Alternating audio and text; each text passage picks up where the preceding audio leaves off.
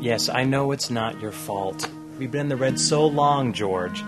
Yes, I know you're just the board chairman. Not even the season opener?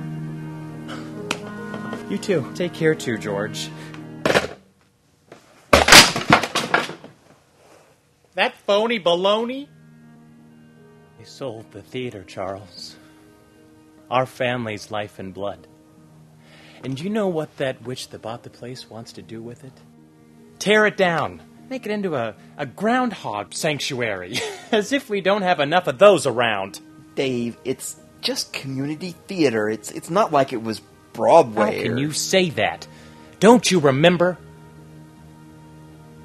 We were untouchable.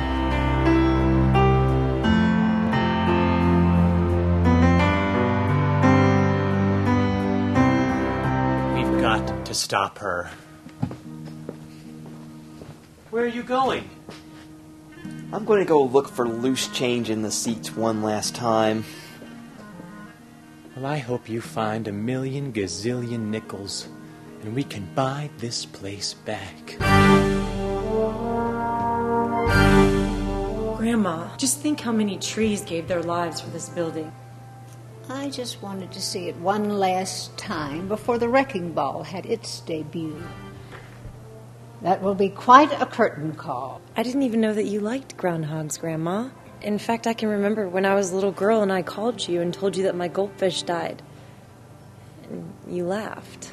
That's not the way I heard it. Don't get me wrong, Grandma. I'm delighted that you sympathize with our group's cause. Oh, Vicky, my cause has never been clearer.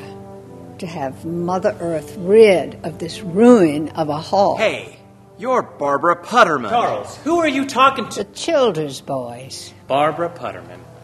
I recognize you from the newspapers. Your great-uncles started this theater 75 years ago. What would they say now that you've lost their legacy? How much did you get? 85 cents. It's not enough. Come on, Charles. Let's go. Oh, boys, don't be bitter. Every climax must have its denouement. Perhaps, after all these years, you've never learned the vocabulary of theater. This isn't Broadway, after all. How is tearing down this theater going to change the lives of groundhogs anyway? They live underground, for Pete's sake. It's okay, Vicky. I have an idea. Perform for me, boys. Go on. Perform a play. Perhaps if I like it, I'll change my mind about ruining your lives. She mocks us. Okay, let's call her bluff. I want to go down swinging. All right, Barbara, we present for you a play.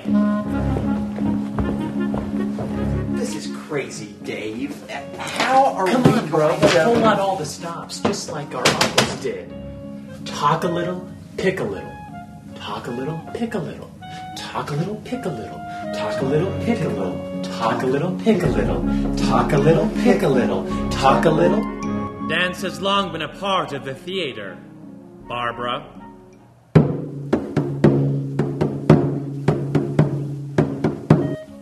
You're on fire, Charles. I am so getting drunk after this is over. You simply have to change that woman's mind. This theater is the only thing that has helped Madison come out of her shell and express herself. You always landed the role of the romantic lead. I always thought you were our uncle's favorite, spared from the spotlight's scorching beam. Yeah. How dare you sell sausages in my village? But they're not sausages. What are those? I don't know, but they're all wet. You know, they're actually pretty funny. It's hard to imagine them as groundhog haters. Do you think we were wrong about them? Oh, no. They are just like their uncles, Orville and Rufus. I tried out for one of their plays once. I couldn't find my voice. It was pure stage fright. But the uncles, they didn't care. My glorious career ended before it started. Their nephews are getting what they deserve. This is pointless.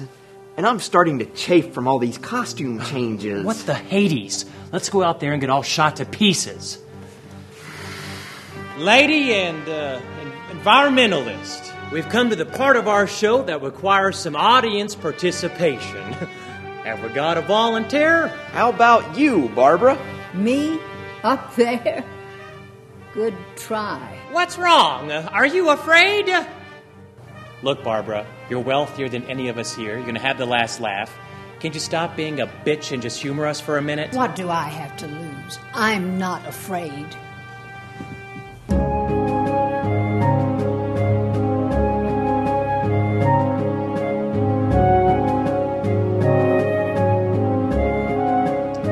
Now, in this next one, Barbara, you have a part to play. You play... Oh, I couldn't possibly do that. Well, okay, just this once. Announcing, ladies and gentlemen, the Queen of Egypt. She's got moolah, men, and more class than a grammar school. And she's young for her age, too. Give me my robe. Put on my crown. I have immortal longings in me. Now no more the juice of Egypt's grape shall moist this lip, as sweet as balm, as soft as air, as gentle. Oh, Antony, nay, I will take thee too. Should I stay?